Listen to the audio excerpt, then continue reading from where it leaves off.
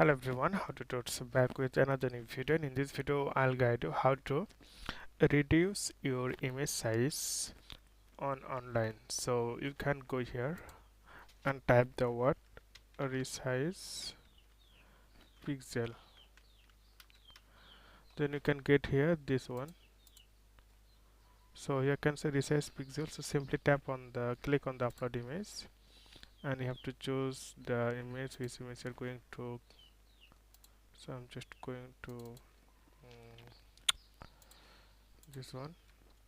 Then you can see here you can see compressed file like auto, it's original 325, and if how many size you want, like I want 100.